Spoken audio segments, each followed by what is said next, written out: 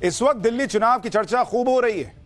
नेता अपना अपना माहौल बनाने में जुटे हैं, लेकिन इसमें केजरीवाल जितना कुछ कर रहे हैं उस मामले में बीजेपी और कांग्रेस बहुत पीछे छूटते दिख रहे हैं। बॉस, वो केजरीवाल की स्पीड मैच नहीं कर पा रहे हैं। अगले महीने कभी भी इलेक्शन अनाउंस हो जाएगा। केजरीवाल तो रोज कुछ ना कुछ नया दांव चल रहा है, नया नया अनाउंसमेंट कर रहे हैं पब्लिक के लिए।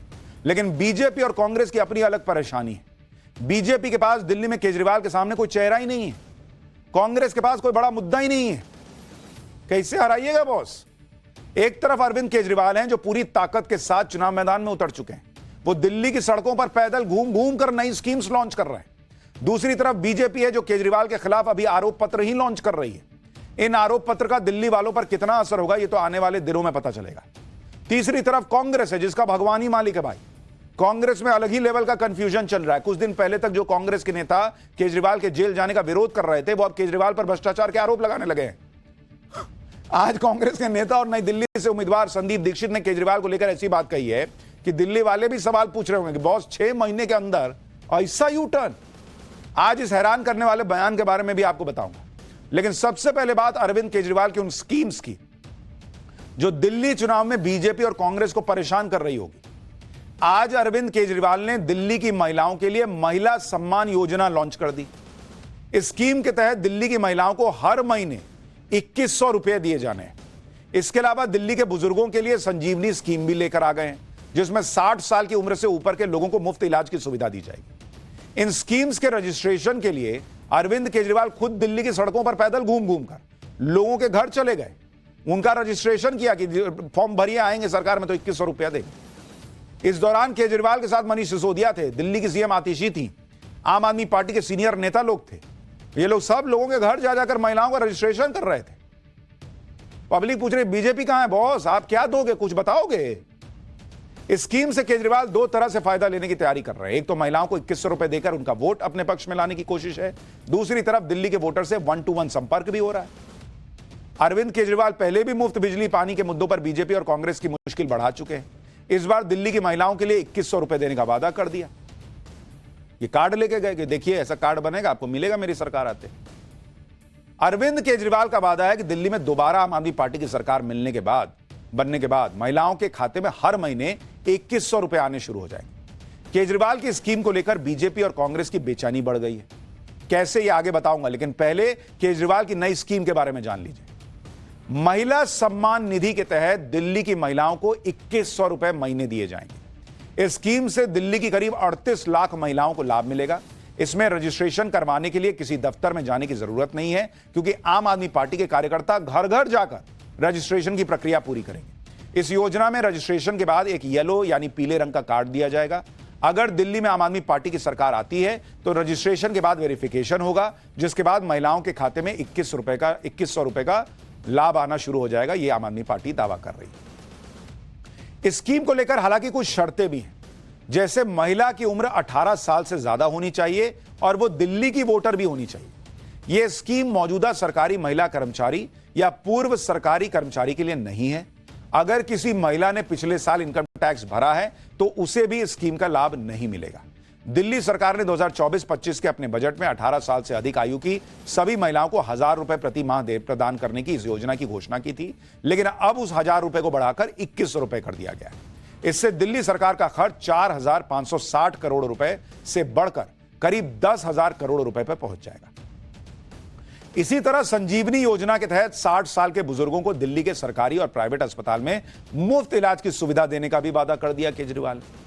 आगे बढ़ने से पहले केजरीवाल का बयान सुनिए, इसके बाद केजरीवाल को रोकने के लिए बीजेपी कौन सी स्कीम लाई है यह बताऊंगा।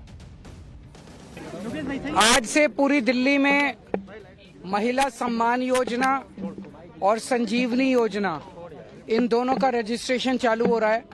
महिला सम्मान योजना के तहत हर महिला को, रजिस्ट्रेशन करने वाली महिला को 2100 रुपए हर महीने दिए जाएंगे और संजीवनी योजना में रजिस्ट्रेशन करने वाले लोगों का 60 साल से ऊपर के लोगों का पूरा इलाज का खर्चा सरकार देगी, चाहे प्राइवेट में हो चाहे सरकार में हो। ये एक तरह से ये कार्ड है जो महिलाओं के लिए पीला कार्ड है। पीला कार्ड सब लोग संभाल के रखें।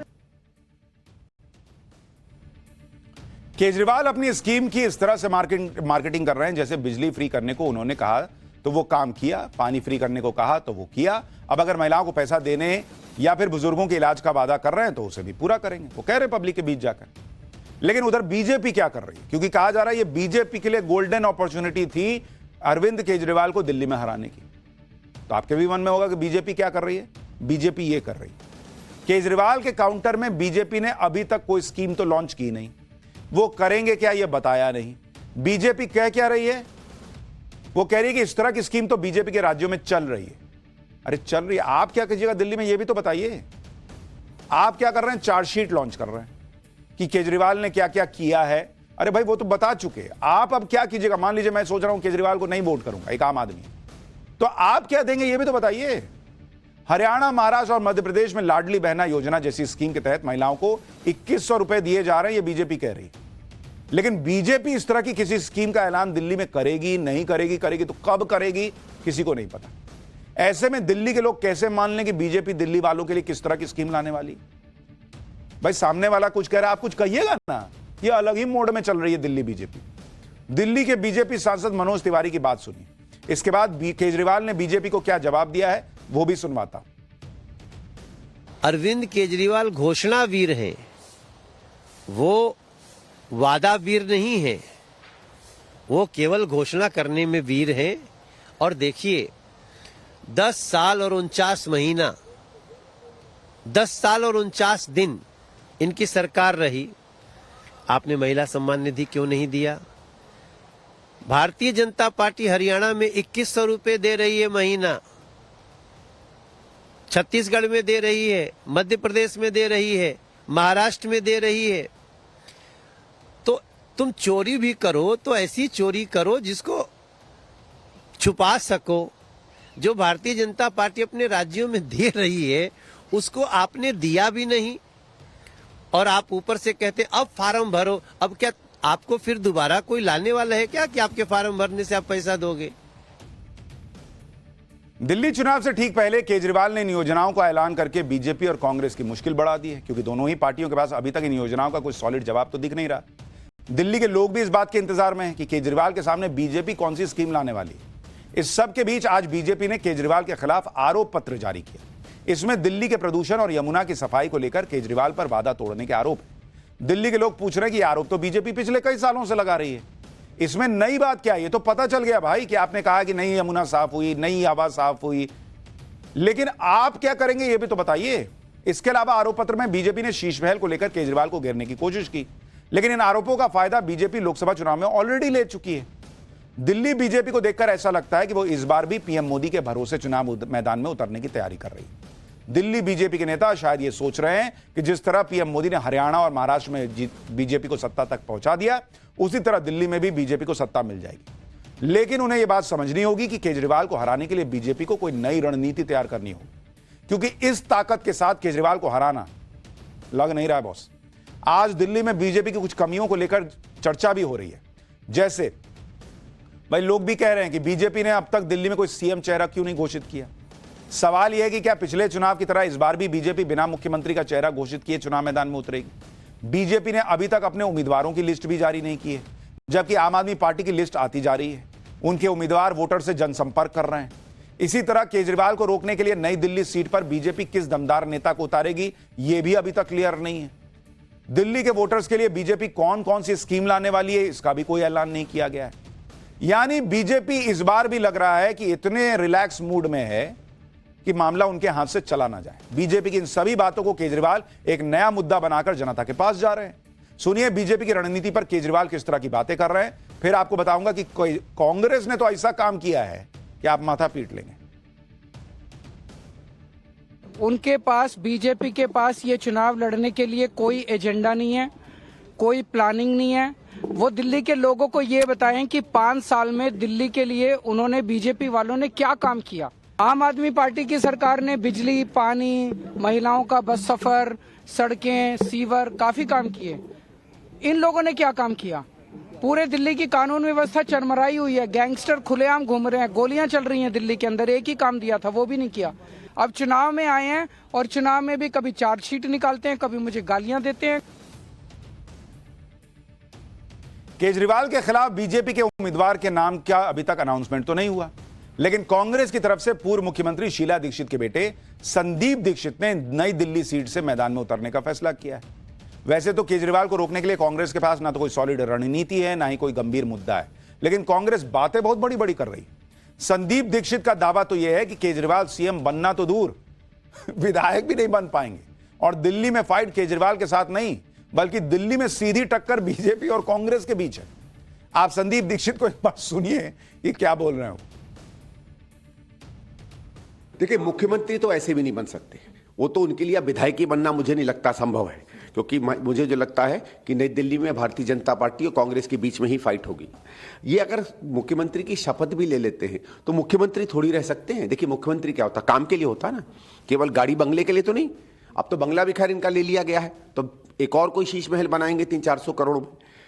क्या होता, ये फाइलें नहीं साइन कर सकते। सुप्रीम कोर्ट ने जब कोर्ट से इनको बेल दी तो कहा आप कोई फाइल नहीं साइन कर सकते, आप किसी अधिकारी की मीटिंग में नहीं जा सकते, आप दफ्तर नहीं जा सकते। अगर आप दफ्तर नहीं जा सकते, फाइलें नहीं पढ़ सकते, अधिकारियों से नहीं बात कर सकते, तो मुख्यमंत्री करेगा क्या? दिन भर सड़कों पर डोलेगा क्या? तो सरकार, सुप्रीम कोर्ट ने यह कह दिया कि चुन तो आप जा सकते हो क्योंकि जनता चुनेगी, लेकिन मैं जानता हूं कि आपने जितने गलत काम और भ्रष्टाचार किया है, हम पर कॉन्फिडेंस नहीं है कि आप दोबारा मुख्यमंत्री बन सको। संदीप दीक्षित की बातें सुनकर कौन यकीन करेगा बॉस, क्योंकि लोग ये नहीं भूले हैं कि ये वही संदीप दीक्षित हैं जो कुछ महीने पहले केजरीवाल की गिरफ्तारी के खिलाफ बीजेपी पर राजनीति करने का आरोप लगा रहे थे। आज केजरीवाल पर भ्रष्टाचार के आरोप लगा रहे हैं। बॉस, पहले मन तो बनाइए कि बीजेपी केजरीवाल के साथ गलत कर रही है या केजरीवाल दिल्ली वाले के साथ गलत कर रहा है। आपका तो हिसाब ही क्लियर नहीं है। 6 महीने के अंदर ही संदीप दीक्षित के बोल बदल गए। पहले संदीप दीक्षित कैसी बातें करते थे, आपको याद दिलाता हूं। क्या ये कोई तरीका है कि रात को 1 बजे 2 बजे आप किसी के यहाँ जाके गिरफ्तारी करें? और जो पिछले कुछ समय से हम लोग देख रहे हैं, चाहे हमारे अकाउंट्स को फ्रीज करने की बात हो, हेमंत सोरेन के अरेस्ट की बात हो, केजरीवाल जी के अरेस्ट करने की बात हो, ये ईडी इसको केवल चुनाव के साथ जोड़ रहा है, इसका और कोई लेना देना नहीं है। और इस बात को हम कंडेम करते हैं, इसकी हम घोर निंदा करते हैं। और मुझे बताइए, मैंने बहुत से रेड देखे हैं, कहीं रात को रेड पड़ती है क्या? आप आइए, सवेरे करिए, जो कुछ करना करिए। आप बुला लेते इनको बातचीत के लिए, इन्वेस्टिगेशन करना था कर लेते। ये कोई बात होती है कि रात को 9-10 बजे, अच्छा रात को 9 बजे और सवेरे 9 बजे के बीच में क्या पहाड़ टूट जाएगा? आप बुलाइए उनको, आप उनसे बातचीत करिए। ये संदीप दीक्षित थे, ये इनकी पार्टी थी कांग्रेस, जो केजरीवाल के कंधे पे चढ़ के लोकसभा चुनाव लड़ रही थी। अब हार गए तो कह रहे हैं केजरीवाल को तो लोग विधायक नहीं चुनेंगे, सीएम तो बहुत दूर की बात है। लेकिन दिल्ली के चुनाव में अभी फिलहाल तो बीजेपी पिछड़ती दिख रही है और केजरीवाल बहुत तेजी से आगे भाग रहे हैं। अब देखते हैं बीजेपी रफ्तार बढ़ाती है कि यही हाल रहेगा।